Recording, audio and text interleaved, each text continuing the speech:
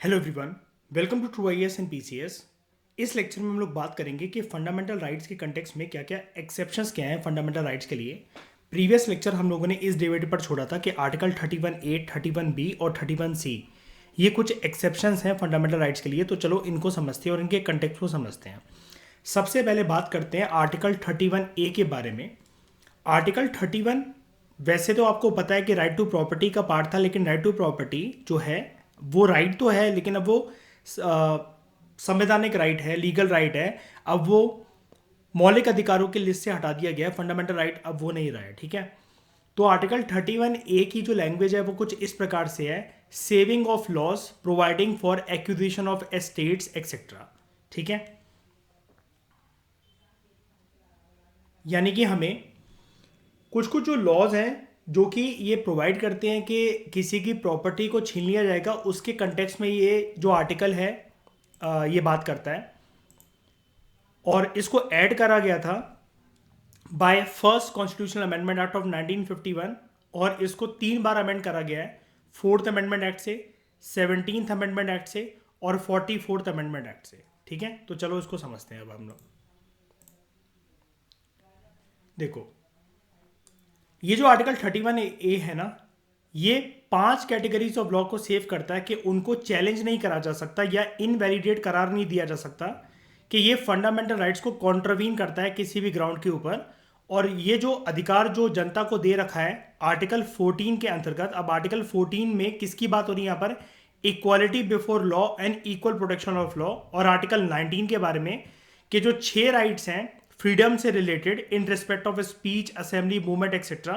ठीक है, कि अगर 14 और 19 जो हमारे फंडामेंटल राइट्स है, अगर उनका कॉन्ट्रवेंशन होता है, ठीक है, तो उसको सेव करने के लिए आर्टिकल 31A है, जो कि 5 कैटेगरी ऑफ लॉ भी हम डिस्कस करते हैं। वो 5 कैटेगरी ऑफ लॉ है कौन सा?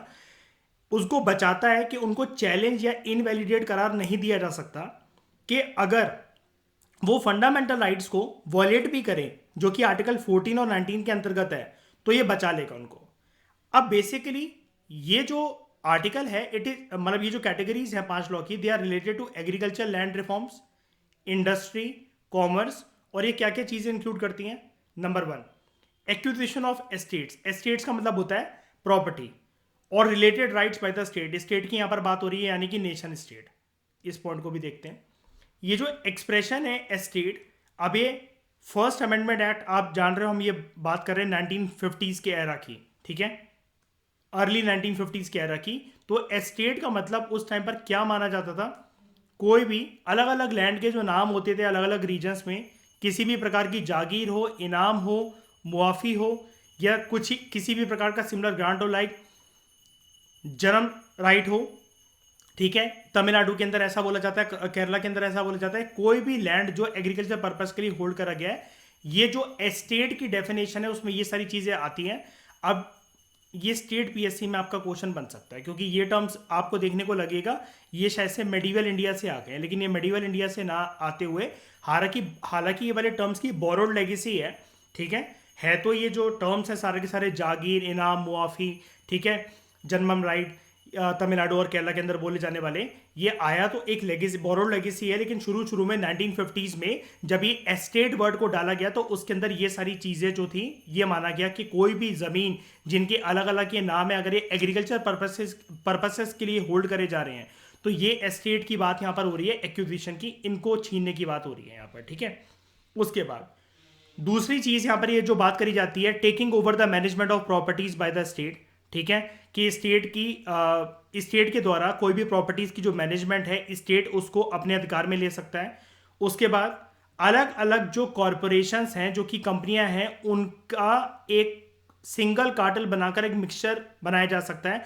अमेलगमेशन का मतलब होता है कॉम्बिनेशन, मतलब कंपनी, कॉरपोरेशन ए, कॉरपोरेशन बी, कॉरपोरेशन सी, कॉरपोरेशन डी, इसको कॉम्बिनेशन में करते हुए एक सिंगल कॉरपोरेशन बना देना। उसके बाद modification of rights of directors, या तो शेयर होल्डर्स हैं कंपनी के, उनके राइट्स को भी पूरी की पूरी तरीके से बर्खास्त करा जा सकता है, या जो राइट्स हैं डायरेक्टर के और शेयर होल्डर्स के, कॉरपोरेशंस के, इसमें भी सरकार जो है वो दखल अंदाजी कर सकती है। और माइनिंग लीज जो दी जाती है, मतलब माइनिंग करने के लिए जो लीज दी जाती है, ठेकेदारी जो दी जाती है, उसको भी कंप्लीट तरीके से पर्टिकुलर रीजन में बर्खास्त करा जा सकता है या मॉडिफिकेशन करा जा सकता है उनका टेन्योर को लेकर, या कितने एरिया में माइनिंग होनी चाहिए, ये सब चीज़ों को लेकर। क्योंकि यहां पर सरकार का इस टाइम पर यह मानना था कि देश की जितनी भी जमीन है ना, वो सबसे बड़ी बात तो सरकारी जमीन होती है, ठीक है, सरकारी जमीन होती है। अब जो जमीन है उसके लिए यहां पर टर्म यूज करा गया एस्टेट। और एस्टेट कोई भी चीज हो सकती है, वो पर्सन या प्राइवेट प्रॉपर्टी होल्ड करके रखा हो, या फिर उस पर वो अगर खेती बाड़ी प्रैक्टिस कर रहा हो। तो ये जो 5 कैटेगरीज जो है ना, ये जो एक्विजिशन ऑफ स्टेट्स, मैनेजमेंट लेना, कॉरपोरेशंस को मिक्स कर देना, डायरेक्टर्स के राइट को बर्खास्त कर देना, और माइनिंग लीसेस ये देना ना देना, अगर देना तो कैसे देना, या फिर उसके अधिकारों में भी छेड़छाड़ कर देना, ये सारे की सारी जो चीज़ें हैं, इसके बारे में आर्टिकल 31A के अंतर्गत बात करी गई थी, ठीक है। लेकिन आर्टिकल 31A ये स्टेट लॉ को किसी भी प्रकार से इम्यूनिटी नहीं देता है कि इसकी जुडिशियल रिव्यू ना हो सके, अनलेस वो कोई भी मुद्दा रिजर्व्ड है प्रेसिडेंट के कंसिडरेशन के लिए, और प्रेसिडेंट का उस मुद्दे पर एसेंट, उनके सिग्नेचर अगर मिल चुके हैं तो। यानी कि जुडिशियल रिव्यू हो सकता है कि नहीं हो सकता इन सब चीजों का, कुल मिलाकर बात क्या है,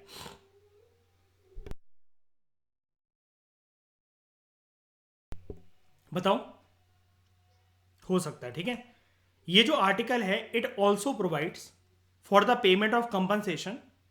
अब जो भी प्रॉपर्टी या कोई भी चीज अगर किसी की सरकार ने ले ली है, मार्केट वैल्यू पर उसको कंपनसेशन मिल जाएगी, ठीक है। जब स्टेट एक्वायर करेगा कोई भी लैंड एक ऐसे पर्सन का जो कि, उस पर्सनल कल्टीवेशन वाली बात याद है ना, मैं प्रीवियस लेक्चर में कवर करी थी, वो पर्सन वहां पर रह रहा है, वो उसकी ज़मीन है, खानदानी ज़मीन है, उसकी प्रॉपर्टी है, और पूरे के पूरे कानून के दायरे के अंदर आती है। ये वही वाली लाइन है, हमने प्रीवियस लेक्चर में डिस्कस करा है ना इसको, ये चीज़ है। 31A ज़्यादा टेक्निकल तो नहीं लगा, वैसे समझ में आ गया।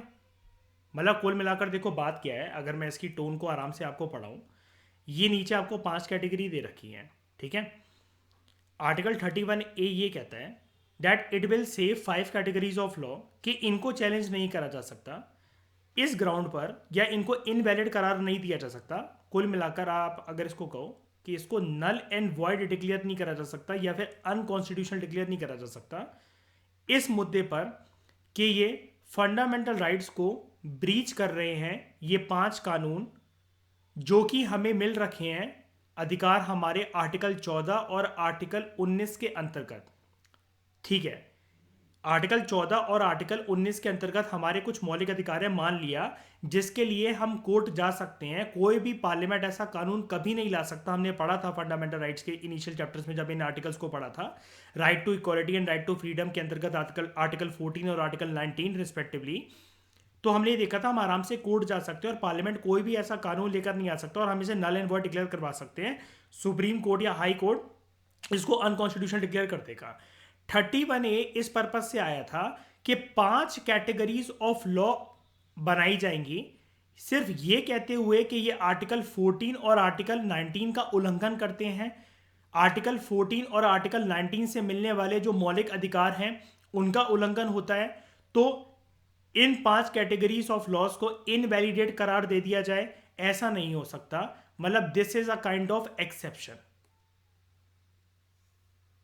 ये देखो लिखा हुआ है ना साफ तरीके से, वर्ड इंपॉर्टेंट है, देखो आराम से समझो। It saves 5 categories of law from being challenge and invalidated on the ground of contravention of the fundamental right. यानी कि अगर ये 5 लॉ जो है, 5 कैटेगरीज ऑफ लॉ जो हैं, अगर ये फंडामेंटल राइट्स को ब्रीच भी करते हैं, ठीक है, आर्टिकल 14 और आर्टिकल 19 में छेड़छाड़ भी करते हैं, तो क्या इनको इनवैलिडेट करार दिया जा सकता है? बचाया जा सकता है, इनको चैलेंज नहीं करा जा सकता। लेकिन बात फिर घुमा फिरा के यहीं आ गई, जुडिशियल रिव्यू इसका हो सकता है। तो फिर ये ऊपर और नीचे वाली बातें दोनों अलग अलग कैसे हो गई हैं?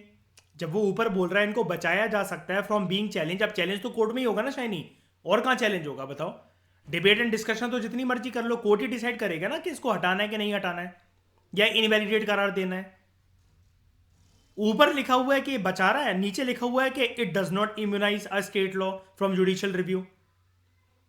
लेकिन नीचे कंडीशन है, इनका जुडिशियल रिव्यू कब पॉसिबल है?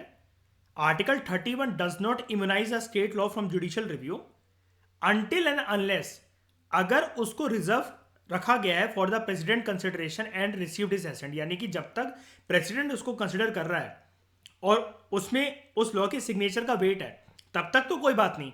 लेकिन बिना उसके अगर ये कोर्ट के पास मुद्दा पहुंच गया तो कोर्ट इसे नल एंड वर्ड डिक्लेयर कर सकता है कि ये पर्सन के मौलिक अधिकारों का उल्लंघन है।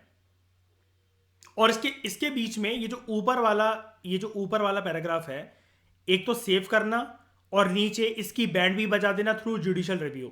इसको बैलेंस कैसे करा जाता है? इसको बैलेंस सिर्फ एक ही तरीके से करा जाता है कि ये देखा जाएगा कि पर्सन की जो ज़मीन है, चाहे वो उसमें रह रहा है, एग्रीकल्चर प्रैक्टिसेस कर रहा है, उसकी खानदानी पुश्तैनी ज़मीन है और वो कानून के दायरे के अंदर बनी हुई है। यहाँ पर इस चीज़ को बैलेंस ऐसे करा जाता है कि अगर ज़मीन ली गई है ना किसी भी पर्पज से, XYZ किसी भी पर्पज से, तो बस जो कंपनसेशन है ना, कंपनसेशन फालतू तौर पे नहीं मिलेगी, जो मार्केट वैल्यू चल रही होगी ना उसकी प्रॉपर्टी की, वो उसको मिल जाएगी। तो सारा मुद्दा ही खत्म, यहाँ पर कोर्ट का भी मुद्दा खत्म, सरकार की भी सिरदर्दी खत्म, और जिस पर्सन से अगर जमीन क्या कहते हैं उसको ली जा रही है, उसको कंपनसेशन मिल रही है और मार्केट वैल्यू पे मिल रही है। बात यह है, यानी कि हो सकता है कि उसने कुछ साल पहले अर्पित जमीन जो है वो बहुत सस्ते दामों में खरीदी हो, आज जो सरकार उससे जो ले रही है तो मार्केट वैल्यू पे दे रहे हैं उसको वो जमीन। लेकिन आप ये जानते हो कि देखो थ्योरेटिकली लिखना तो देखो बहुत आसान है। अर्पित, आप मानते हो ना कि इतनी आसानी से कोई अपनी जमीन देने का या फिर इतना इतना भी इजी मुद्दा नहीं होता ये, है ना?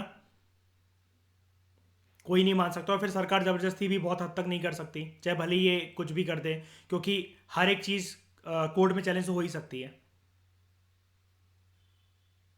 ना? ये चीज़ है। Validation of certain acts and regulations. Article 31B जो है, it saves the acts and regulations जो कि 9th शेड्यूल के अंदर लिखे गए हैं कि इनको चैलेंज नहीं करा जा सकता या इनवैलिडेट करार नहीं दिया जा सकता, null and void basically declare नहीं करा जा सकता, या फिर ये देखते हुए कोर्ट ये नहीं कह सकता कि ये संविधान की सीमाओं को, लक्ष्मण रेखा का उल्लंघन कर रहे हैं तो उसको नल एंड वर्ड या अनकॉन्स्टिट्यूशनल डिक्लेयर कर दिया जाए। अगेन सिमिलर सी बात, on the ground of contravention of fundamental rights. Article 31B सबसे ज्यादा कंट्रोवर्शियल आर्टिकल आज तक का हमारे संविधान के अंदर। और कंट्रोवर्शियल कब बना? जब इसको 9th शेड्यूल में डाल दिया गया था इंदिरा गांधी जी की सरकार के द्वारा। यानी कि आपको पता है, यहां पर घुमा फिरा कर एक जो बात चल रही है 31A, 31B और 31C की, उस जमाने में याद है पार्लियामेंट और जुडिशरी की काफी ज्यादा टसल चल रही थी कि हु इज सुप्रीम। तो खुंदक में होता क्या था, पार्लियामेंट क्या करता है? पार्लियामेंट लॉ बनाता है। जब भी कोई लॉ बनकर आता था, बार बार जुडिशरी उसे नल एंड वॉइड डिक्लेयर कर देता था। अब जब उसने नल एंड वॉइड डिक्लेयर करा तो नए फॉर्मेट में पार्लियामेंट एक नया लॉ लेकर आता था, जुडिशरी फिर इसमें किंतु परंतु करते हुए इसको फिर अनकॉन्स्टिट्यूशनल डिक्लेयर कर देता था, फिर वो एक नया लॉ लेकर आता था, फिर जुडिशरी वो कर देता था।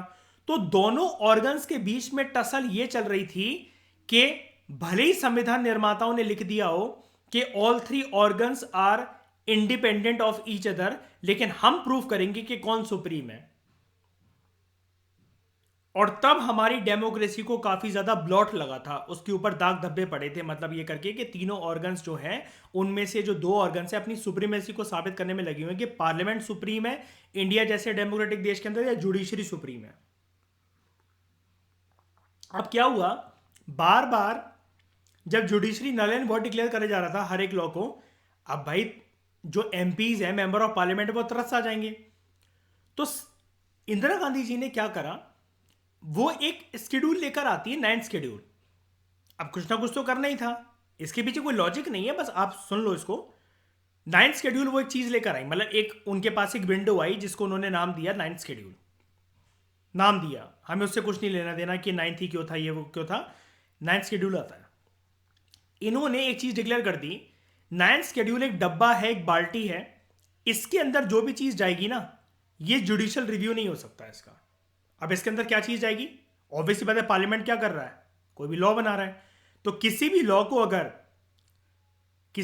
अगर इस प्रकार से बनाया गया है कि जो बंदूक चलेगी इस कानून की, वो नाइन्थ शेड्यूल के कंधे पर रखकर चलेगी, तो जुडिशरी कुछ नहीं कर सकता। तो बड़े सारे लॉज जो हैं, भले ही वो फंडामेंटल राइट्स को ब्रीच करते थे, ऐसे करके इंदिरा गांधी जी ने इसे बचा लिया जुडिशियल रिव्यू से। लेकिन अब हम ये देखेंगे आर्टिकल 31B में क्या ये चीज सरवाइव कर सकी, क्या जुडिशरी इस बात पर चुप बैठा रहा? देखते हैं। और ये क्वेश्चन साल 2018 में आया था यूपीएससी के प्रीलिम्स के अंदर।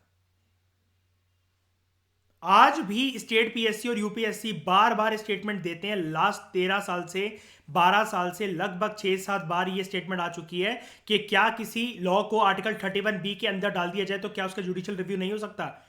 घंटा बिल्कुल हो सकता है। लिखने से क्या होता है अभी हम देखते हैं इसका पूरा मुद्दा। देखो, तो ये आर्टिकल 31B जो है, आर्टिकल 31B में ऐसा बोला गया कि कुछ एक्ट्स और रेगुलेशन जिनको 9th शेड्यूल के अंदर डाला गया है, they are protected from being challenge and being declared invalidated on the grounds of, कि अगर वो किसी फंडामेंटल राइट्स को, किसी मौलिक अधिकारों का अगर उल्लंघन भी करते हैं तो कोर्ट उनका जुडिशियल रिव्यू नहीं कर सकता।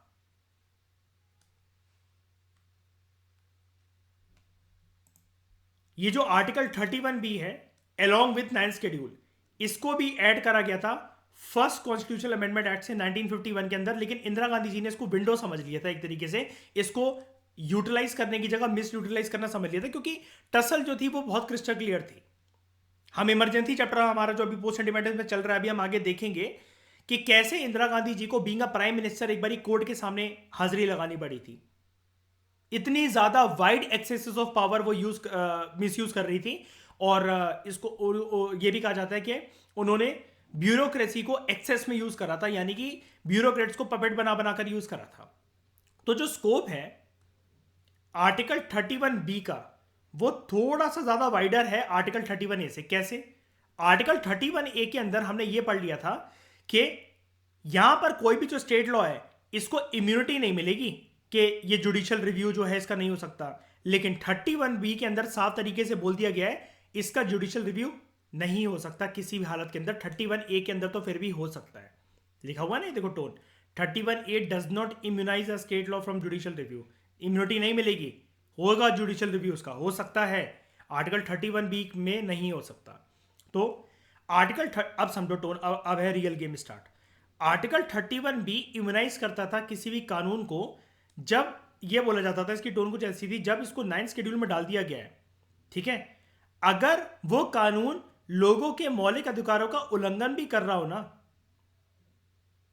और भले ही वो ऊपर वाले जो हमने पढ़े, ठीक है, उन 5 कैटेगरी जो लॉ में फॉल करता हो चाहे ना करता हो, मतलब कोई भी, मतलब ये खुला सांड है, मतलब कुछ भी हो जाए, कोई भी सिचुएशन हो उसके सामने, ठीक है, भले ही वो चीज आर्टिकल 31A का पार्ट हो या कुछ भी हो, लेकिन अगर उसको आर्टिकल 31B के साथ साथ 9th शेड्यूल में डाल दिया गया है, अब आप ये मान लो, इसके आगे चाहे आप कोई भी टर्म लगा दो, कोई भी साबी से नाम दे दो, 9th शेड्यूल के बाल्टी में अगर ये गया तो इसको कोर्ट चैलेंज नहीं कर सकता। ये किसी भी कोर्ट में चैलेंज नहीं हो सकता। कोर्ट इसको नल एंड वॉइड डिक्लेयर नहीं कर सकता, अनकॉन्स्टिट्यूशनल डिक्लेयर नहीं कर सकता। लेकिन एक सिग्निफिकेंट जजमेंट डिलीवर करी गई थी सुप्रीम कोर्ट के द्वारा साल 2007 के अंदर, और वो केस था IR Coelho case. Many people were shocked in year 2016 UPSC के मेंस के अंदर कि ये चीज पूछ ली थी। आज आपको ये चीज यहां पर दिख रही है, इंप्रेस मत हो, लक्ष्मीकांत में उस साल ये केस था ही नहीं। आज तो आपको मिल जाएगा। और IR कोयलो केस के बारे में हम basic structure of the constitution में देखेंगे चैप्टर नंबर 11 के अंदर। लेकिन पेपर हो जाने के बाद लेटेस्ट एडिशन में सब चीजें अपडेट करना ये तो बहुत ईजी है। उस टाइम पर IR कोयलो केस किसी ने भी नहीं सुना था, and this was a question which was suppose to be left. इसको छोड़ देना था आपको। सिर्फ ये किसी हिंदू में आता, इंडियन एक्सप्रेस में आता और लोग आपसे बोले कि आपको ये पता होना चाहिए। भाई ऐसे तो रोज 15-20 जजमेंट आती हैं, अब क्या इसी के नोट्स बनाते रहेंगे हम? क्या PSI और ऑप्शनल है तो क्या सारे केस पता होना चाहिए? भाई लॉ ऑप्शनल थोड़ी ना है, ठीक है। एक बार आईआर कोयलो केस वाला क्वेश्चन देखते हैं जरा। यहां देखिए दोस्तों, जैसे कि मैंने आपसे बोला साल 2016, what was held in the Coelho case, क्या मतलब हुआ था कोयलो केस के अंदर। यूपीएससी डायरेक्ट पूछते हैं मतलब वो करके कि जैसे मतलब बहुत इजी चीज हो, एनसीईआरटी में गिवन हो, ठीक है। In this context can you say that judicial review is of key importance amongst the basic feature of the constitution. और मैंने आपसे पहले ही बोला ना, हम इसको 11वें चैप्टर के अंदर पढ़ेंगे, जो basic structure of the constitution का पार्ट है लक्ष्मीकांत के अंदर। तो क्या पूछ रहा है वो, इस कंटेक्स के अंदर, आईआर कोयलो केस के कंटेक्स के अंदर, क्या आप ये बोल सकते हो कि जुडिशियल रिव्यू जो है ये सबसे इंपॉर्टेंट एस्पेक्ट है हमारे basic feature of the constitution का। इसी के लिए आपको ninth schedule article 31A, 31B, 31C, ninth schedule IR Coelho case, basic structure of the constitution and judicial review की पावर, और उसको इम्यूनिटी कैसे मिली, एंड इफ फंडामेंटल राइट्स को कोई ब्रीच करता है पार्लियामेंट का कोई कानून, तो जुडिशरी ने इंटरवीन कैसे करा। ये सभी एस्पेक्ट आपको पता होने चाहिए थे। लेकिन डोंट वरी, अब तो ये है हमारे सामने, मतलब उस टाइम पर भी था, ये सारी चीज़ें थी, लेकिन बस आईआर कोयलो केस का नाम नहीं था यहाँ पर। मतलब अब स्टूडेंट्स को बहुत अपसेट फील हुआ था कि पूरी लक्ष्मीकांत में सामने इन्फॉर्मेशन थी, उनको कुछ ना कुछ आइडिया था जुडिशियल रिव्यू के बारे में, सारी चीज़ों के बारे में। बस यहाँ पर अब जो ये बीच में ठूस दिया गया ना IR Coelho case, chapter number 11 में भी आपको मिलेगा, ये चीज़ उस टाइम पर नहीं थी। अब कई लोग क्या करते हैं कि वो ये सेकंड पार्ट को एड्रेस कर आ गए कि जुडिशियल रिव्यू क्या basic feature of the constitution का इंपॉर्टेंट एस्पेक्ट है। तो इसको अगर लिखने से भी 12.5 नंबर का एक क्वेश्चन होता था, 1 नंबर 2 नंबर आधा नंबर मिल भी रहा है, मैं नहीं मानता। लेकिन जब तक कोयलो केस के बारे में ना लिखो, तो आप जुडिशियल रिव्यू के बारे में पूरा ग्रंथ भी लिखा हो 3 पेजों का, 3 पेजेस का स्कोप होता था पर क्वेश्चन उस टाइम पर, आपको नंबर 0 ही मिलने हैं यहाँ पर। तो ऐसे क्वेश्चन ये कि अगर पता लग गया भाई आईआर कोयलो केस, मैं तो स्माइल करूंगा, बल्कि मुझे ही नहीं पता इन लोगों को कहाँ से पता होगा, ये लोग बैठ के टाइम वेस्ट करेंगे, नर्वस होंगे। तब तक अगले क्वेश्चन में मैं सजावट ना कर दूं कि अंडरलाइन कर दूं, कोट एंड कोट कर दूं, बॉक्सेस बना दूं, इंडिया का मैप बना दूं, आईआर के क्वेश्चन ज़्यादा अच्छे से एड्रेस कर दूं, इंडिया और श्रीलंका का या इंडिया और दूसरी कंट्री का जो भी पूछ रखे, क्योंकि जीएस पेपर 2 है ना ये, तो मैं उनके मैप बनाकर आ जाऊं क्यों ना। तो इतना टाइम जो मेरे पास 8 मिनट का जो मेरे को विंडो मिल गई है, मैं इस 8 मिनट को यूटिलाइज क्यों ना बाकी 19 क्वेश्चन के अंदर कर दूं। ये गेम होता है साइकोलॉजी का एंड स्ट्रैटेजी का। नहीं आ रहा केस या तो क्या हो गया, मतलब स्टूडेंट ये सोचकर हैरान नहीं होते हैं एग्जामिनेशन हॉल में कि हमें नहीं आ रहा, वो ये सोचते हैं दूसरे कर लेंगे इसको। क्यों भाई, तुम्हें सारे पेपर पता है इंडिया के अंदर, तुम तो एक सेंटर में बैठे हो ना, पूरे हिंदुस्तान में ये 28 राज्यों में जो सारे लोग पेपर देने, तुम सबको जानते हो।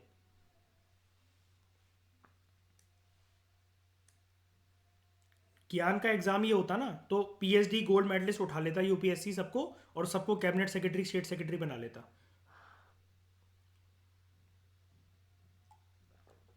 ये एग्जाम जिंदा लोगों के लिए है, जिंदा मरे हुए लोगों के लिए नहीं।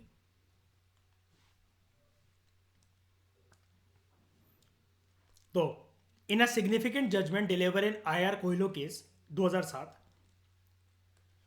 18A में कुछ दे रखा है क्या, केस का नाम था IR Coelho versus state of Tamil Nadu 2007। अब लक्ष्मीकांत ने डाल दिया है, पहले कुछ नहीं था ऐसा जिस टाइम पर ये क्वेश्चन पूछा गया था, ठीक है। कौन सा है, तमिलनाडु ही था ना, तमिलनाडु, ओके। सुप्रीम कोर्ट ने ये रूल करा, किसी भी प्रकार की देयर कुड नॉट बी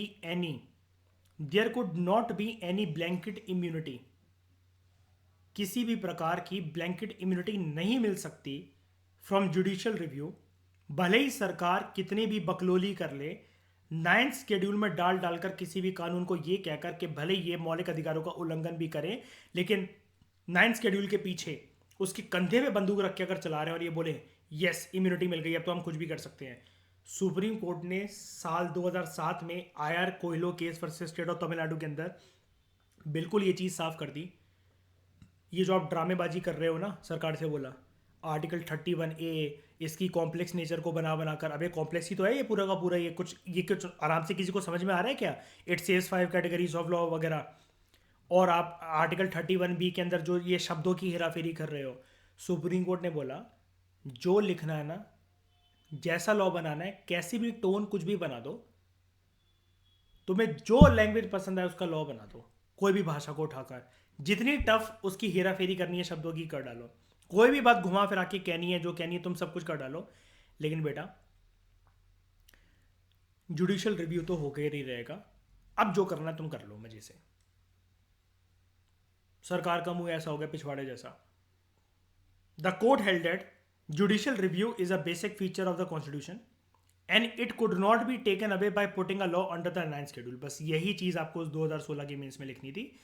अब यही लाइन को उठाकर साल 2018 के अंदर प्रीलिम्स के अंदर क्वेश्चन बन गया स्टेटमेंट की फॉर्म में कि क्या अगर हम किसी एक कानून को नाइन्थ शेड्यूल के अंदर डालेंगे तो क्या उसका जुडिशियल रिव्यू नहीं हो सकता, ऐसी की स्टेटमेंट आई थी। And it was very easy question, मतलब काफ़ी लोग नहीं कर पाए थे मेरे फ्रेंड्स वगैरह, लेकिन इजी क्वेश्चन था, मतलब और जिसने अगर ये डिटेल में पढ़ा है तो ये हो जाता है। तो यहाँ पर मैं आपको बताना क्या चाह रहा हूँ, इससे एक चीज़ ये निकल कर आती है कि प्रीवियस ईयर क्वेश्चन पेपर को आपको यूटिलाइज कैसे करना पड़ता है। एक मैं हिंट आपको यहाँ पर भी बता देता हूँ, उसके बारे में कभी मैंने आपसे बात नहीं करी। 2013 से लेकर जब से पैटर्न चेंज हुआ है और आपके पास 21 तक के पेपर हैं, ठीक है। सबसे पहले इनके प्रीलिम्स के पेपर प्लस मेंस के पेपर को और प्लस ऑप्शनल के पेपर को आप उठाओ।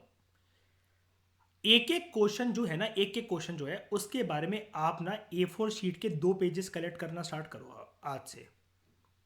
एक एक क्वेश्चन जो है उसके 2-2 पेजेस, या मैं प्रीवियस ईयर क्वेश्चन पेपर की एक सीरीज चला दूंगा कि रोज क्लास खत्म होने के बाद हम 45 मिनट्स इसको डिस्कस कर लेंगे। मैं पूरा कंटेंट लेकर आया करूंगा साल 2013 से लेकर 21 तक, ठीक है। अब मैं आपको एक गेम बताता हूँ, एक हिडन बात बताता हूँ मैं, ठीक है। देखो, आप A4 शीट में 2 साइड जो इसकी होती है ना A4 शीट की, आगे और पीछे, इस पे इतनी इंफॉर्मेशन कलेक्ट कर करके डालो। आई नो कि आपके पास एक पूरा का पूरा बुकिश फॉर्म एक बंडल बन जाएगा, ठीक है, बन जाएगा इससे। लेकिन अगर 30+ क्वेश्चन ना फंस जाए ना, अपनी फीस वापस ले लेना मुझसे। 30 से ज्यादा क्वेश्चन अगर ना फंस जाए ना, अगर इस चीज से, पूरे के पूरे अपने पैसे वापस ले लेना। फाउंडेशन कोर्स मैं फ्री कर दूंगा आपके लिए। ये एक हिडन चीज है, लेकिन मैं एक बात बताता हूं, जैसे होता क्या है, जैसे ट्रेडिंग होती है ना, तो उसमें क्या होता है कि अब आपका अगर कोई मेंटर है वो आपको कॉल्स दे रहा है फ्री की, तो आप सोचो कि क्या स्टडी करने की ज़रूरत है, मतलब वो करके। तो ये एक ऐसी चीज़ है कि बनी बनाया सेटअप है कि आपके लिए प्रीवियस ईयर क्वेश्चन पेपर का एनालाइज कर करके लोग सिर्फ टोन पढ़ते हैं, वो पढ़ते हैं। फॉरेस्ट राइट एक्ट के ऊपर लगभग 6 से 9 बार यूपीएससी क्वेश्चन पूछ चुका है और उसने ये पूछना शुरू करा था साल 2012 में, रिपीटेड वही थीम के ऊपर। और उसके पीछे अगर 2 पेज का कंटेंट प्रिपेयर कर लिया जाए, हर एक एग्जाम के अंदर वो चीज एलिमिनेट हो सकती है। 4 से 7 बार उसने, क्या होता है वो, हाँ, मेजर फॉरेस्ट प्रोड्यूस और माइनर फॉरेस्ट प्रोड्यूस, इसके ऊपर जो क्वेश्चन पूछ रखा है। नॉर्मल आपको टेक्स्ट में, करंट अफेयर में नहीं मिलेंगी ये सब चीजें, किसी बुक के अंदर नहीं दे रखे हैं। पूरी PMFIS भी चार्ट ले नहीं मिलेगा हमें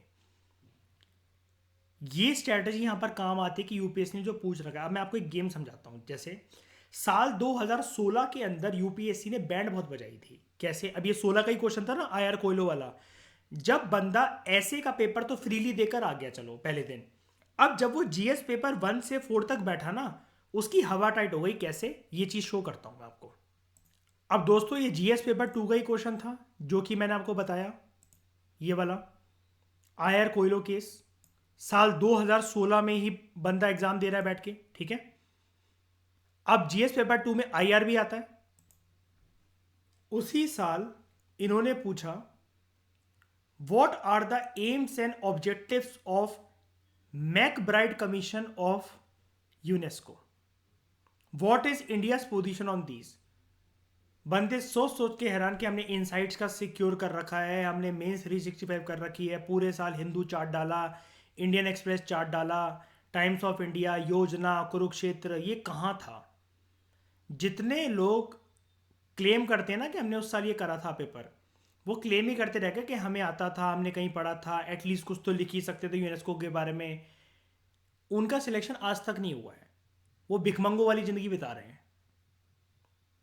ये question was suppose to be left, लेकिन अब गेम समझो, ये दम होनी चाहिए इंसान के अंदर कि अगर 20 क्वेश्चन अगर आ रहे हैं, उसमें से 12.5 नंबर के एक क्वेश्चन होता था 2016 से, 17 से पैटर्न बदला यूपीएससी ने अपना, 18 क्वेश्चन ही आपको करने थे।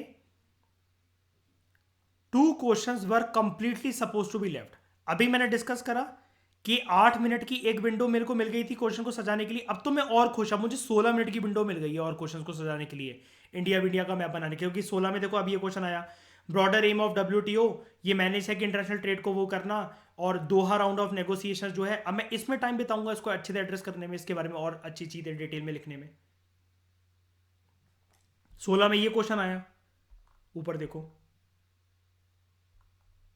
कहाँ गया, ये देखो, इंडिया की लुक ईस्ट पॉलिसी क्या है, कंटेम्प्रेरी वर्ल्ड पॉलिटिक्स जो हम कर चुके हैं मयूर, आपको याद होगा, चैप्टर 4 आसियान वाला, in the context of post cold war era, direct उस बुक से क्वेश्चन निकला हुआ है। मैं इसको बनाऊंगा, मैं आसियान का मैप बनाकर आ जाऊंगा, मैं इंडिया और आसियान का मैप बनाकर आ जाऊंगा पूरा, और आसियान की जो उनका लोगो होता है मतलब उसका वो बनाकर आ जाऊंगा। मैं इसमें टाइम लगाऊंगा। अब देखो क्या हुआ, जीएस पेपर 1% देकर निकला, जीएस पेपर 2 देकर निकला, तो ये इसकी सिट्टी बिट्टी गुल हो गई। अब अगले दिन सुबह जीएस पेपर 3 है, तो अब गेम दिखाता हूं अब क्या हो गया उन लोगों के साथ। अब अगले दिन सुबह का पेपर देखो, पर्सन डिप्रेशन में पिछले दिन के कि जीएस पेपर 2 में 2 क्वेश्चंस नहीं आते, मैं रेस से बाहर ना आ जाऊं। अगले दिन जीएस पेपर 3 के अंदर ये वाला question, what is allelopathy, discuss its role in major cropping systems of irrigated area. अब मेरे जो दोस्त थे वो बोलते हैं हम ना मेजर क्रॉपिंग सिस्टम्स के बारे में लिखकर आ गए, हमें इतना ही पता था। एक बंदा तो बोलता है मैं ना एलोपैथी के बारे में लिखकर आ गया। ये ब्लफ नहीं करना होता है। Again this question was suppose to be left. Again ऐसे क्वेश्चन को छोड़ने का ही स्कोप था।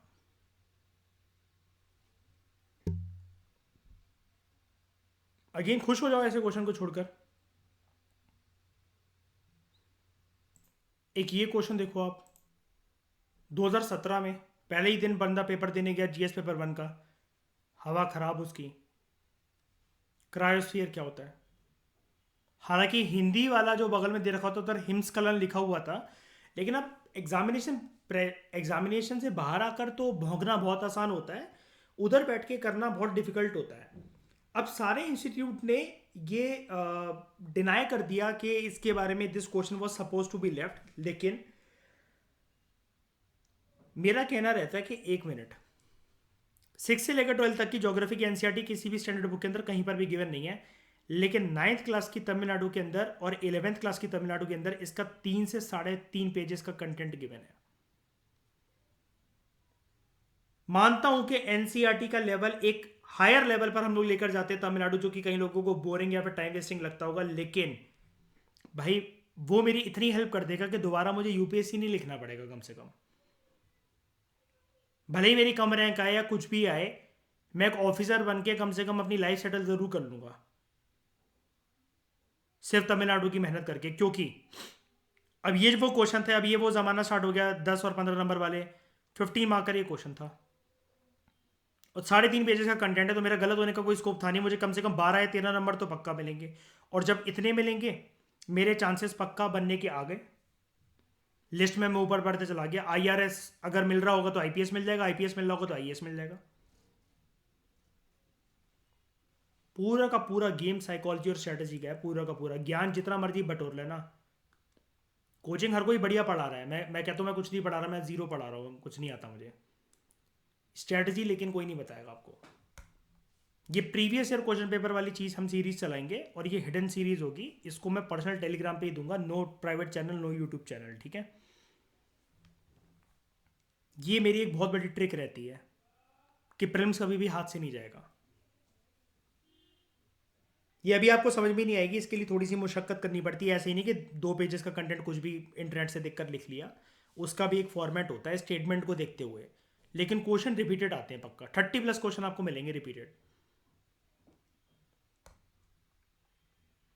तो it is said that laws जो कि प्लेस करे गए हैं under 9th schedule after 24 April 1973, क्या था ये 24 अप्रैल 1973?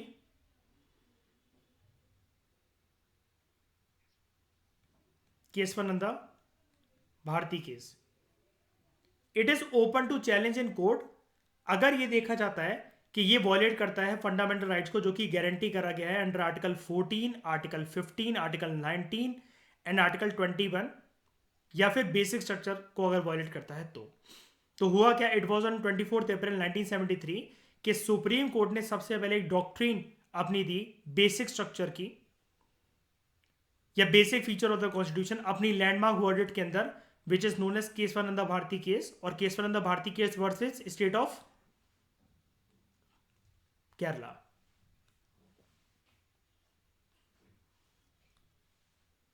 ठीक है, ओरिजिनली 1951 के अंदर जब 9th शेड्यूल आया था उसके अंदर सिर्फ ऐसे 13 एक्ट रखे गए थे जिनको पूरी पूरी प्रकार से इम्यूनिटी मिलती थी, ठीक है, and regulations, but at present 2016 के अंदर इनका जो नंबर है वो 282 बढ़कर हो गया। ठीक है, 282।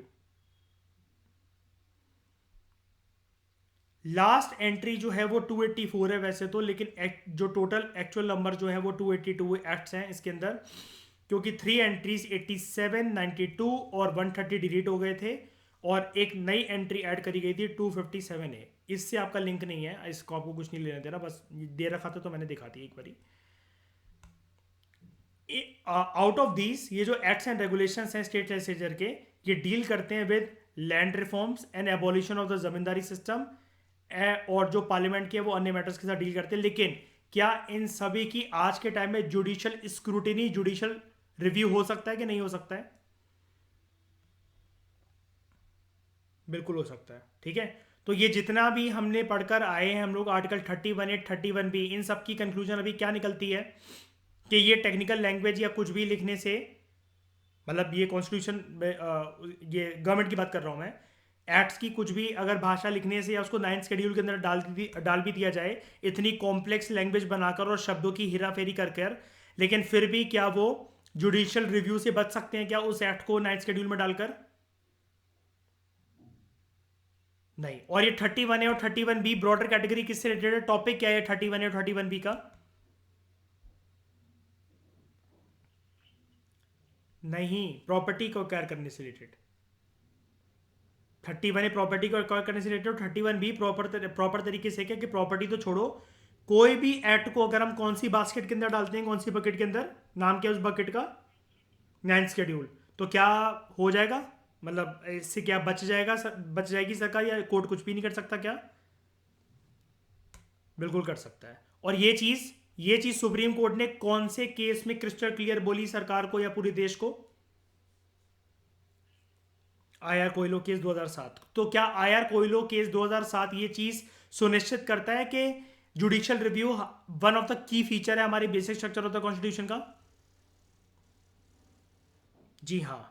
तो आपको ये करना कैसे था? सिर्फ हाँ या ना लिखने से, वहां पर उसने पूछा ना वो वाला क्वेश्चन सेकंड पार्ट के अंदर है ना, पहला पूछता है what was held in Coelho case, फिर कहता है कि क्या बेसिक स्ट्रक्चर जो है वो की फीचर्स है, जो जुडिशियल रिव्यू है क्या वो बेसिक स्ट्रक्चर का की फीचर है कि नहीं है। तो उसमें सिर्फ येस और नो लिखने से काम नहीं चलेगा, तो आपको ये बोलना है कि कोर्ट ने साफ तरीके से बोल दिया था, भले ही तुम कुछ भी डाल लो 9th शेड्यूल के अंदर, ठीक है, सुप्रीम कोर्ट ने माना था। आपको रिपीट करना पड़ेगा कि आयर कोयलो केस के अंदर भी और केशवानंद भारती केस के अंदर भी उन्होंने बोला था कि जो डॉक्ट्रिन है बेसिक स्ट्रक्चर और बेसिक फीचर का, ठीक है, ये बेसिक एस्पेक्ट है हमारे कॉन्स्टिट्यूशन का, और जुडिशियल स्क्रूटिनी, जुडिशियल रिव्यू हो सकता है किसी भी एक्ट का, चाहे भले वो 9th शेड्यूल के अंदर डाला हो, इससे कोई इम्यूनिटी नहीं मिल जाएगी। ठीक है, कोर्ट हेल्ड दैट, यही वाली लाइन आपको लिखनी थी, judicial review is a basic feature of the constitution, और ये बिल्कुल भी छीना नहीं जा सकता by putting a law under 9th schedule. Supreme court ने यह भी कहा कि जो लॉ जो प्लेस करे गए 9th शेड्यूल के अंदर 24 अप्रैल 1973 के बाद, केशवानंद भारती केस के बाद, उनको चैलेंज करा जा सकता है। बस ये दो चीजें आपको, केशवानंद भारती केस और ये दो लाइनें कोट करनी थी। मतलब उसके लिए जितना, अब वही वाली बात है ना कि यूपीएससी ने परेशान करने को दिया था, वो करना ही नहीं था, लेकिन अगर किसको आंसर आता होता ना तो ये एक या आधे पेज से ज्यादा एक्सटेंड होना ही नहीं था। स्कोप ही नहीं है ना, क्या एक्स्ट्रा कुछ लिखने की बात ही नहीं, और पूरे पूरे नंबर मिल जाते 12.5 में से 12.5। देयर इज वन टॉपर, उनका सिलेक्शन नहीं हुआ है, मैं उनको जानता हूँ, वो अन अकेडमी में पढ़ाते हैं, मुझे उनका नाम याद नहीं आ रहा, आई नो हिम, मैं उनसे मिल चुका हूँ। मुझे ऐसा लगता था ये चीज़ ना अनरियल, ऐसा हो नहीं सकता, इक्के तुक्के लोगों के साथ होता है, लेकिन उन्होंने मुझे पूरा डिटेल प्रोसेस समझाया था। देखो, अगर आप पेपर में, जैसा कि हम कर रहे हैं ना आजकल डिस्कशन जैसे अपनी, अगर आप प्रॉपर ये एट और ये सारी जजमेंट्स अगर प्रॉपर तरीके से लिख कर आते हो ना, उन्होंने जीएस पेपर 2 में आज तक, मतलब किसी टॉपर ने भी जिनका सिलेक्शन हो भी चुका है, इतने नंबर कभी स्कोर नहीं करे। जीएस पेपर 2 में he scored 196 out of 250, humongous number. And GS paper 3 के अंदर उनके 215 नंबर थे 250 में से। बस सिलेक्शन नहीं हो पाया ऑप्शनल की वजह से, क्योंकि ऑप्शनल ज्योग्राफी ले रखा था उन्होंने, या पता नहीं पबेड ले रखा था, पता नहीं, तो वो बोलते थे ऑप्शनल की मेरी मार्किंग बहुत वैसी जाती है यूपीएससी में, अच्छा नहीं हो पाता।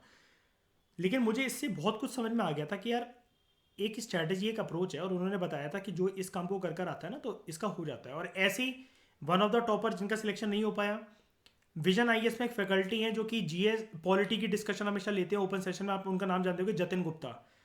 उनके भी ऐसे ही नंबर हमेशा रहते हैं 170, 180, 160 प्लस। जब ये पैटर्न बदला था यूपीएससी ने, और जब वो बार बार इंटरव्यू तक पहुंचते थे विजन आईएएस में, तो उनके साथ भी मेरा पर्सनल डिस्कशन हो चुका है। ही वॉज टॉपर, मतलब टीना डाबी जी ने जिस साल मतलब मार्क्स अपने स्कोर करे थे, उनसे डबल मार्क्स थे उनके जीएस पेपर 2 और जीएस पेपर 3 में, डबल। ठीक है। तो ही मतलब अगेन पर ज्योग्राफी ऑप्शनल था इनका, तो इनका ऑप्शनल की वजह से सारे के सारे अटेम्प्ट मतलब बर्बाद हो गए। ऑप्शनल भी एक बहुत इंपॉर्टेंट रोल प्ले करता है, इसलिए मैं कहता हूँ कि ज्ञानी नहीं बनना हमें। ज्ञान अगर लेना है ना, तो फिर अगर इतने ही ज्ञानी हो तो लिटरेचर और वनस्थली ले लो, 100% सिलेक्शन रेट है। मुश्किल से 15, 20, 30 पेजों का सिलेबस है उसका। ले लो लिटरेचर और वनस्थली, उससे लिख लो मेंस। कर लो कोचिंग जाकर केरला के उसमें गांव में सीख कर आओ, वो जाकर लैंग्वेज जहाँ पे भी पढ़ाई जाती है। ज्ञानी नहीं बनना है, सिलेक्शन लेना है पहले, ठीक है, कि मुझे अच्छा लगता है ये वो ऐसा होता है। थोड़ा सा ये भी देखा करो कि हवा किस तरफ बह रही है। कोई कुछ भी बोले, क्योंकि बोलने वाला क्या है, अगर आपका नहीं हुआ तो आपको तो कोई यही बोलेगा ना तेरी गलती थी। जब हम किसी ब्लैक बॉक्स में जा रहे होते हैं ना, जब हमें ये नहीं पता होता कि रणभूमि में उतरने के बाद शत्रु कौन है, अगर हमें ये नहीं पता ना कि बाबर के सामने कौन खड़ा होगा, ठीक है, तो बाबर भी सोच समझ के कदम रखेगा पानीपत की भूमि पर। बाबर ने रणनीति इसलिए बनाई थी पानीपत की, क्योंकि उसे पता था शत्रु की फौज का एहसास था उसे, तो वो स्ट्रेटेजी बना पाया। हम लेकिन एक ब्लैक बॉक्स में एंटर करने जा रहे हैं। हमें नहीं पता वो चाय समोसे वड़ा पाव खाकर हमारा पेपर चेक करेंगे या जेन्युइन पेपर चेक करेंगे। इसके ऊपर कोई कुछ भी बोलता रहे कि ऐसा पेपर चेक होता है, वैसा पेपर चेक होता है, किसी का बाप नहीं बता सकता।